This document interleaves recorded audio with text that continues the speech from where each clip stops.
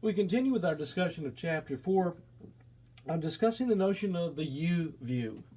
Um, Notice we've got some sentences here. One that expresses a message from a we perspective. We're issuing a refund, whereas the you view says you will receive a refund. Think about reader benefits here. The we view says we take pleasure in announcing an agreement we made with Hewlett-Packard to allow us to offer discounted printers in the student store. The you view says that an agreement with Hewlett-Packard allows you and other students to buy discounted printers at your convenient student store.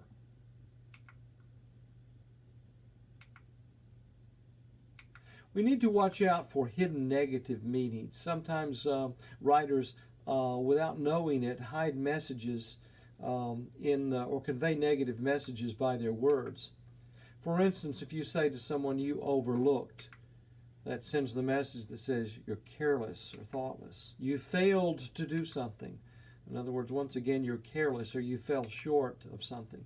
You state that, we're not so sure we believe you. You claim that you did this or that you thought this, but we're not so sure. So we want to be careful about those kind of messages. You were wrong, and I'm right. You don't understand because you're not so sharp. Your delay, that is something that you caused, you forgot to. You're not only inefficient, but also stupid and careless. You want to watch out for these things. There may be a place when someone is particularly antagonistic and you've tried every, let's say, indirect way you can to explain what happened, and they just don't accept it. So you may have to be straight, but boy, you always try to think in business in terms of maintaining the relationship and trying to leave things so that you, whenever possible, you'll be able to do business again in the future.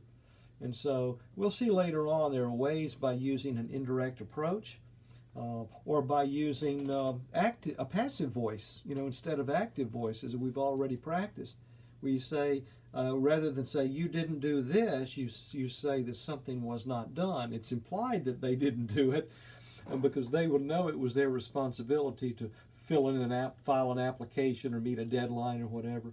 But we want to imply it when we can so it doesn't come across as negative or accusatory.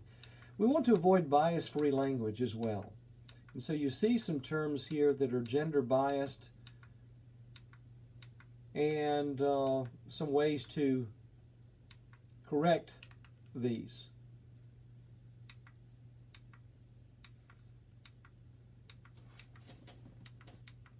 I think these are in your notes, so I'm not going to bother to read all those to you. But hopefully you get the idea. Try to avoid unnecessary reference, for instance, to gender, ethnicity, any things like a disability and such. Use courteous language. One thing great about business and about you guys as business students, you want to do well. You want to. I think business leads us to be very optimistic about the future and polite. It's trade that oftentimes keeps nations from go to war with one another because they want to continue to do business, so they work out their differences, and so it's helpful to nurture a policy, or let's say a practice of being courteous and using polite language. Please and thank you go a long way. There was Boyd Busby. He's the executive director of the Alabama State Board of Public Accountancy. He's the chief enforcer of the accounting regulations in the state. If an accountant, for instance, a CPA, hasn't maintained their continuing education requirements, he follows up on that. They impose penalties, and if necessary, he'll go to their place of business and take their license off the wall. But he said to our students last fall, I think it was, he says, I teach skills. I hire nice. I teach skills. Excuse me. I hire nice. And I thought that was a great way to put it. You could teach people technical skills. You can teach them how you want things done.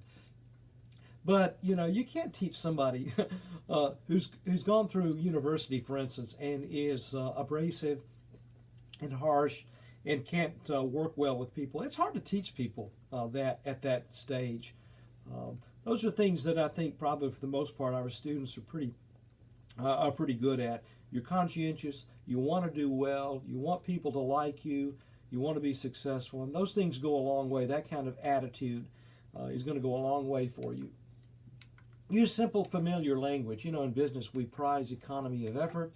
Now, there's no need to try to impress anybody with your, with your vocabulary. Cut to the chase. Use. You don't want to talk like a 15-year-old. As a 25-year-old.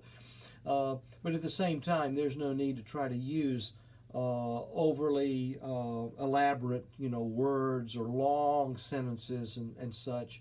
Or to use two words when one word will do. Adapting to legal responsibilities. We're about to wrap up this section here.